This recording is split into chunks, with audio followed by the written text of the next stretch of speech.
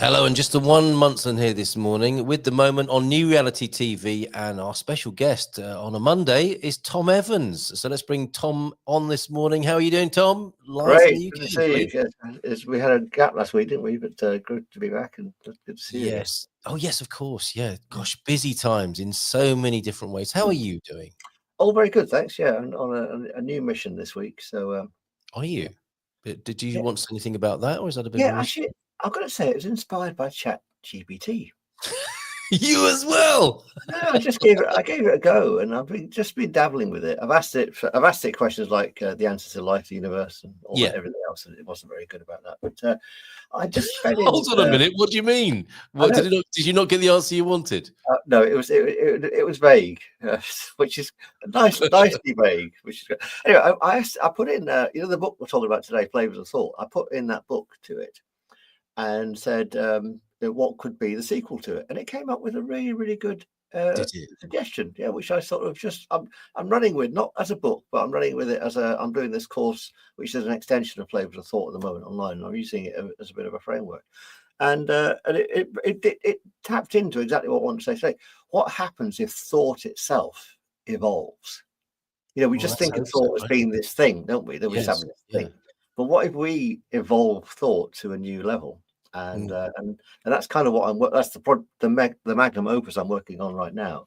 But ChatGPT just gave me a framework to riff off, really. So it's very useful. That's interesting. A friend of mine over the weekend sent me a message, a rather dismal one, and he said, "I've got two phones. I managed to get two phones talking to each other about the meaning of life. Not long now." he said ominously, but I'm guessing that the phones, the Chat GPT, the Groks of the world, are similarly disappointing about the meaning of life in the way that everyone has always ever been, including all the philosophy professors. When it comes down to it, Mm. it's like it's one of those. In a way, it's an unanswerable question, isn't it? Yeah, but also it's great that we're here to even ask the question in the first place. I think Absolutely, that to me is just that kind of is the meaning of life. that's the It's adventure, almost isn't it? It's ongoing. It's a journey. It's an inquiry. It's a process. yeah, it's almost like the cosmos has given birth to this self awareness, so it can actually look back at itself and say, "What is it all about then? What am I about?" And then Yeah. we've given this birth to this thing, AI, trying to give us some semblance of idea of what we're all about. And you know what the big surprise is going to be, I think. I'll make a prediction now about AI. A question it will ask us is, "Do you know where I left my glasses?" It's going to be something. It's going to be something prosaic like that, isn't it? And then we can say, "They're on your head." There they were all the time. Right, Deb's with us. Good morning, Carl. Hope you had a great weekend and engaged by your thought process this morning, Tom. Cool, Tom. What if thought evolved? So we're going to talk a bit more about that this morning, and we've been working our way through it's a map in a way, isn't it? Yeah. Pattern of Now this map. Well, let's. I think the fact we've gone down this road. Let's delay until next week what I was going to do, and let's talk about the evolution of this map because that's what I'm Yeah. working on right now. So this Okay. map. Right. This map is based on the major arcana of the tarot Yeah. and the minor arcana of the tarot. Is the structure of the minor arcana is embedded in it, but not implicit in it, which is interesting. And so when I started studying the tarot, I didn't study the tarot to be a tarot reader. I studied it because it gives us a clue as to who and what we are. And in this diagram, even though it's not written explicitly, this describes us as 9-dimensional beings having a 3-dimensional experience. The top row starting key 1 to key 7, describes some of our conscious thought processes. The middle row describes some of our unconscious thought processes, and the bottom row are out of body, ideas off the top of our head, ideas off the back of our mind. I'm going to talk about that in a minute as well. Mm-hmm. And so what I'm working on at the moment is a fourth row for this, right, which is cosmic thought processes, which are effectively 11-dimensional thought processes. And in between, I wrote 2 books, Flavors of Thought, which this is part of, and which is a major arcana exposition, and then the Planes of Being, which is a minor arcana exhibition. And what I describe is how the planes, and this sort of marries into quantum physics or into the current sort of model, is that we're in the 3D world. And then we've got a fourth dimension of time that we travel along. But that's what connects us to what's called the formative plane of processes, which effectively is the middle row of this diagram. Okay. No, so it's the middle row. Then that connects us through the dimension of light, which is the 6-dimensional energy, to the dimension of creation. And then that connects us through the 8th dimension of thought. So our thoughts are an 8-dimensional thing, if you know what I mean, and that connects us to the 9th dimension, which is the plane of ideas. So I've got this this map, which is called the cascade of creativity. You start with an idea in the 9th dimension. It trickles down through a thought into the creative plane. So let's say you have the idea of, I'd like to sit down. That's just the idea, right? And that goes down to the creative plane. So, actually, well, what could I sit on? I could sit on a tree stump, or I could sit on a chair. I'm sitting on a yoga ball right now, so as it happens. So it makes your core, makes you engage your core, which is great. You can sit on a stool which has got 1 leg. You can sit on a stool which has got 3 legs. You can sit on a chair which has got 4 legs. So out of the creative plane, which is the 7th dimension, distills all the possible things you could sit on, and then that comes down into the formative plane. We said, right, I'm going to now build a chain, or I'm going to inflate my yoga ball, or I'm going to hone a sort of shooting stick sort of thing I can sit on, and then that's in the formative plane. Then that trickles down into the physical world, where we actually make that chair. Yes. When you bring the 11th dimension to it, what you do is you tap into the cosmic will. And that's so the cosmos wants this chair to be built, but we don't know that the cosmos wants the chair to be built, and the cosmos doesn't know it wants the chair to be built. It just thinks it's a good idea. And one of the things that us self-aware beings can do is sit on that chair and at night time and look back at the cosmos and wonder where it came from. Beautiful, in a kind of a connection.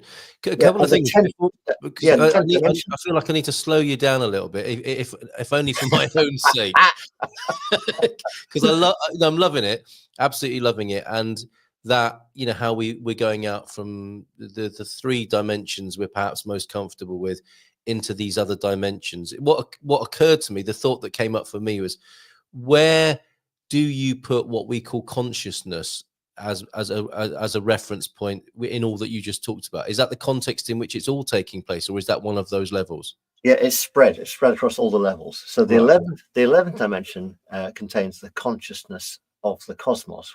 Yeah, and that's conducted into the 9th dimension, which is the plane of ideas, through the 10th dimension, which is the cosmic will. And if we just take the premise that the cosmic will is to get to know itself. Yes. Right. Yes. Then what you'd need to do is to create some landing places for consciousness to hang out. Which could be a stool, and that's what came to me when you were talking about the thought process of the stool. It's like, you know, this is the grand AI, isn't it? This is not the technological AI. This is an AI you're talking about here, as in the supreme actual intelligence, if you like, and it kind of says why not to itself. A stool, and everything's why not, and this is the fractal of consciousness. Then we're talking about, I think. It is, yeah, it is indeed. So kind of alongside this, Siri Opley and I have been working on the Tarot of Overstanding for some time, which is an 11th dimensional tarot. We've kind of got it into iteration 1. And the reason it's paused is timing. So it's just everything's got to work within that whole language. So go back to the question: where's the consciousness? Absolutely spread. The cosmic will, the plane of ideas, which is we can all tap into. So you could have the idea of, I'm going to invent a new chair, and I could have the same idea about the new chair.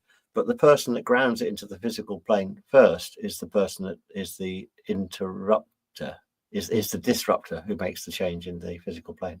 Yeah. Yes. Yeah, absolutely. Yeah. Sounds like we need a timeout here. I'd love to have a brain to understand this.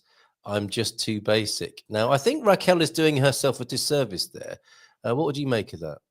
Well, I want to go back into the late 1700s, and I want to talk about a man called Emanuel Swedenborg, who was a polymath. You ever heard of him? Yes, I have. Yeah. Amazing guy. So he was an architect, scientist, I think, and he got involved with surgery quite gruesomely, autopsies. And I've got some books by him, one called The Cerebrum. and he used to go into autopsies and specifically touch bits of the neurology. And so he touched bits of the neurology, and he'd say, "Oh, that bit's for this, and that bit is for this. That bit does that. That bit there does the seeing. That Just bit by there does touching it. just by touching it." Yeah. So he tuned in, and then later on with MRI scanners, modern day science has actually corroborated a good part of his work. Excellent. Love it when that happens. Yeah, isn't it great? And so I went on actually did a training course for people in his current. It's not really a school. It's not a school. It's not a church. It's sort of a body. And they pointed me at these books which I've read. Don't really understand them, but the diagrams are just amazing. And so what he did was gave us a map of how we can get inside our own brains without cutting our head open, so we can have different thought processes. Brilliant. And there you go, Raquel. That's that sorted. Just going to explain that there's in the back of my brain there's a structure called the cerebellum, and he touched this and he went, "Oh, that's where spirit, that's where the higher planes talk to us through." Wow, wonderful. Isn't that great? Wonderful. So what you can do is when we dream, our cerebellum is really active. A lot of the thoughts are coming through the cerebellum.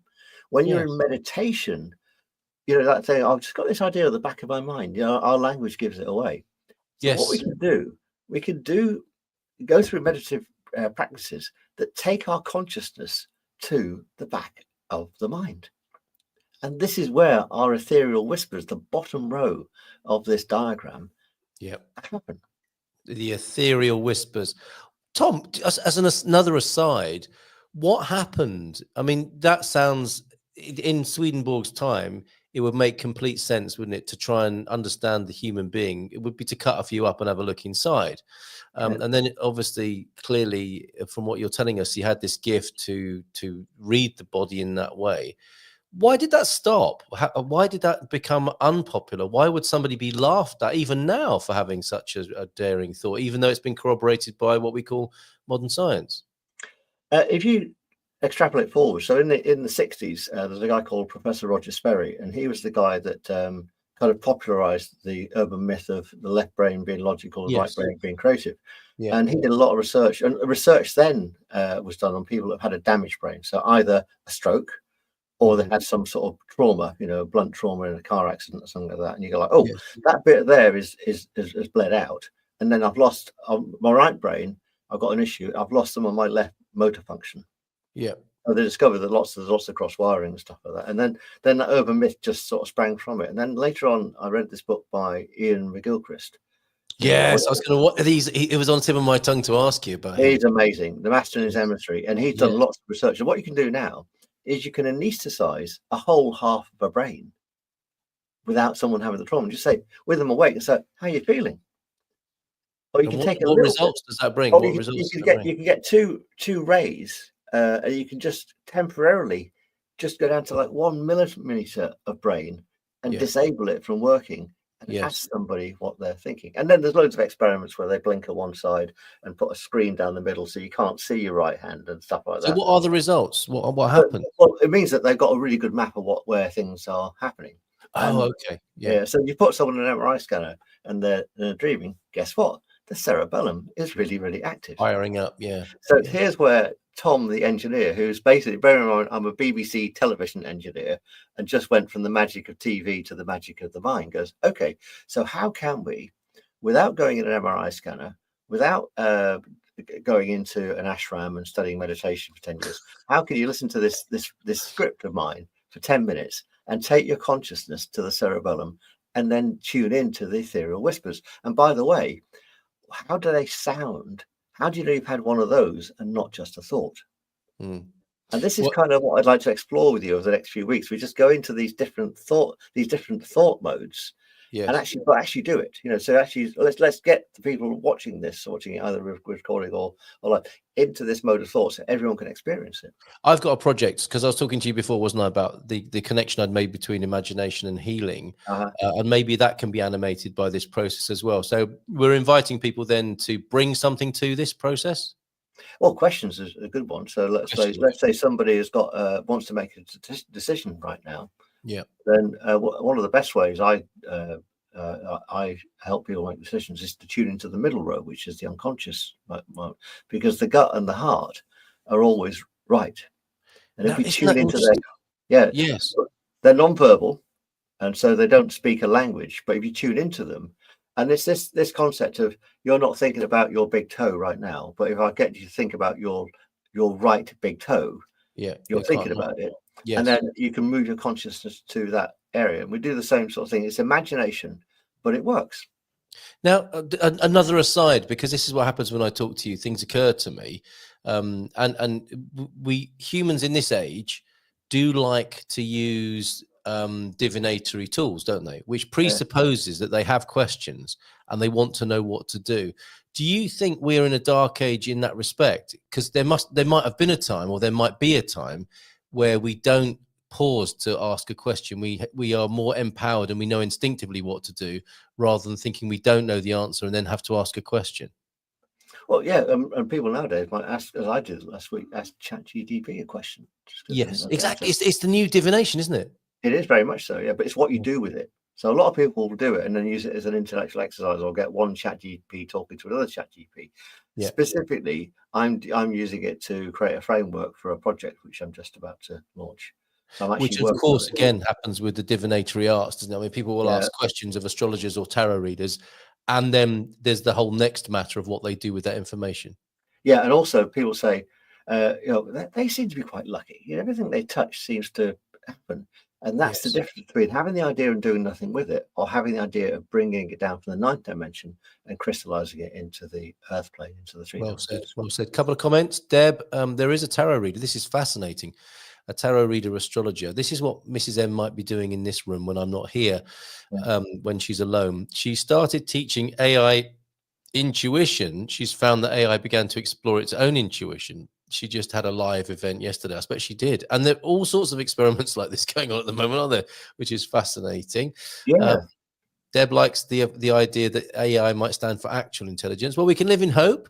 And Raquel, I'm not sure if you're thinking that taking the tops of people's heads off is a better alternative than rational thought. I'm not sure there, Raquel. You've lost me, but I'm glad you're here this morning.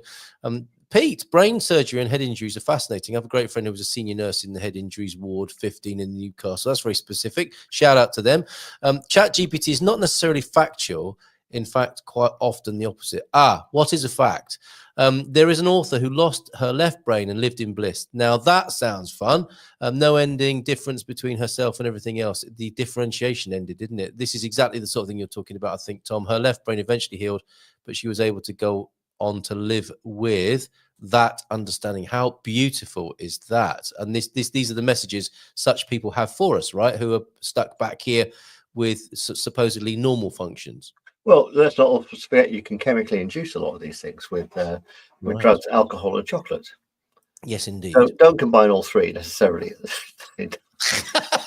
Unless you're a really messy weekend that you're likely to forget. Exactly. Right, back to the patterns of flavor then, or the pattern of flavor, and the journey around this with you today. Where are we going? Okay, so meditation is the key that unlocks this Pandora's box, right? So if let's say I don't do this, but let's say I was thinking about our conversation today before we came on air, thinking about the things I wanted to say. Yeah. I would be having thoughts in the top row. They'd be conscious thoughts. I would be verbalizing inside my head some of the things I wanted to say to you today. I'm doing a speech at a wedding or something like that. That sort of thought process is where you're verbalizing thought forms. They are conscious thoughts. They happen in the outer cortex of the brain, specifically around the language areas on the left and right of the brain. It's got a posh name. I can't remember it. If, however, I was really worried about coming into this this conversation, thinking, "Oh, maybe I'm going to sound like an idiot." Well, I've taken that as read now, so that's fine. Or if I'm fearful about the conversation, or fearful I might say the wrong thing and just all that kind of stuff, then I'll be having unconscious thoughts. And then, but the idea that I had on my dog walk this morning was to get this book out and show you inside Swedenborg's thinking. Yes. Right? And I just opened it up on a page that looked quite graphical, and there's another. I mean, these are detailed images, aren't they? Hold on, let me just give you full screen. Let's just give him his due respect. What is that organ we're looking at there? That's Is that it. Oh no, it's only the cerebellum. really? I What are know. the chances? What are the chances? Exactly, it's the Yeah. cerebellum. Deeply Yeah. cut in its posterior portion and folded out sideways. There you go. So, Right. so let's very briefly do that just with a mind journey using meditation. So if meditation, remember that we did those 4 modes of meditation some time ago. Mhm. Meditate on the breath, meditate on a mantra, meditate on a thing, or meditate on a thought. So you can use any combination of those to get in the meditative state and make the conscious mind go quiet. And it's when you get in the meditative state, that's when the ethereal whispers can come through. Otherwise, what's happening is we're occluding them. So if I'd gone through this big script in my head on the dog walk of all the things I wanted to say, the idea that I wouldn't have been reminded I've got that book, and my unconscious mind wouldn't have opened it on that page, right? Yes. Which is just the Yes. exact page I wanted to.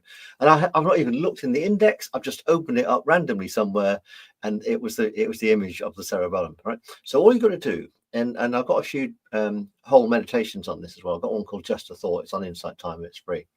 It gets you to take your conscious mind from where it normally is in the outer cortex into the pineal gland.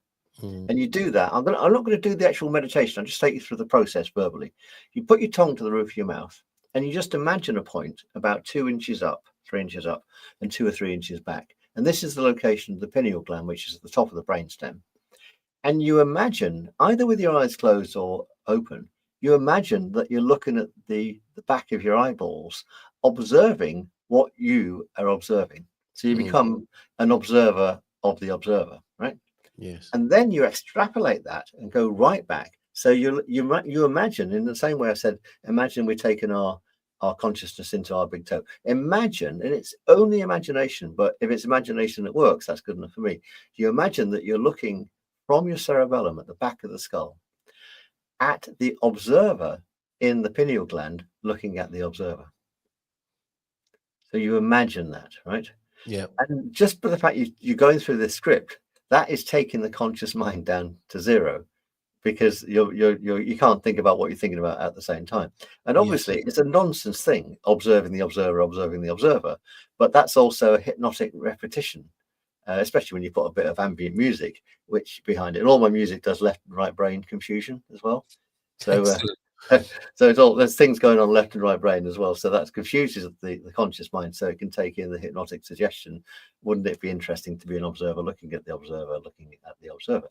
And you can extrapolate that further as well. You can go, let's step outside my body now and imagine I'm Carl's guides or Tom's guides. Yes. And behind me, I've got 3 guides observing me, nudging me, pointing me in the right direction, saying, oh, by the way, remember that book that I pointed you out ages ago? Get that book and show the people on this thing, this book. Remind them about Swedenborg, get them to look him up on Wikipedia and all that kind of stuff. And then the guides also said, I'll get his hands to open the book at a certain page, and he'd be amazed that I've opened it at the page he didn't look at within the index with the cerebellum on, right? So you just imagine all these things, and then if you imagine that you've got these guides guiding you everywhere, you can't put a foot wrong, can you? Well, you what you're giving us, I think, Tom, is the Haynes manual of the mind, right? And you know those exploded views. What came to mind for me are those exploded views that we had in encyclopedias as kids. They're so beautiful, and they must have been taken so long for people to create, like technical drawing experts. And you've given us that view, and it's very interesting to hear of guides. That's the characterization of expanded consciousness, basically, isn't it? That's a way of us understanding and talking about it. But you're giving us this exploded view of thought forms and thought processes right here this morning. Another aside, something that occurred to me: why is the conscious mind so dominant in our times? It would appear to be, to me, in the collective, the common collective, where we most of us are most of the time, conscious thought is the dominant form. Why would that be?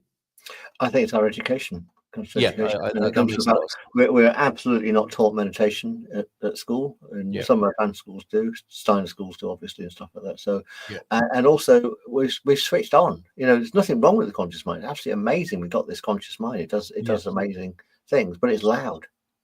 It's verbally loud and dominant. Yeah, and then in social media, that's getting amplified. And then interesting. As you've experienced, someone's thoughts that they put on social media can fire your thoughts up, and you end up in this what I call a mindfall which you can't escape Yeah. from it. And come to think of it, and this would characterize or embody my criticism of AI. AI appears to be quite a reflection of the conscious dominant mind. Do you see a reflection? Are you teaching your interaction with AI to be more multi-level in the way that you've talked about, like this? No, but someone I know I've interviewed for New Reality TV, Richard Barrett, he's pointed an AI engine at all his books. He's teaching AI about his stuff at the moment, which is interesting. Okay. Now, does that mean that the AI he's talking to has a conscious and very rational view of his work, or has that, by its very nature of the exercise, expanded the way the AI sees things? I think that AI is probably about the same level as a dog. It kind of knows it's thinking. It knows it's thinking and reacting to things, but doesn't know why it's thinking. Oh, okay. And you imagine that will change, or? Yeah, absolutely. We invented AI so we could make it even smarter. And yes, but that's where you've got it. Generally speaking, at the moment, is a level of canine consciousness. Exactly, and I popped that into Soul Waves, my future history novel, which starts in 2058, and there's an AI supercomputer in that actually you can ascend into. It's taken Elon Musk's idea. Instead of putting a chip inside a head, imagine if you put a head inside the AI. Oh, you my upload, goodness. Okay, upload the consciousness into the AI engine. Well, he's got enough on his plate at the moment, but that's not not a bad show. Tom, we've got about 2.5 minutes.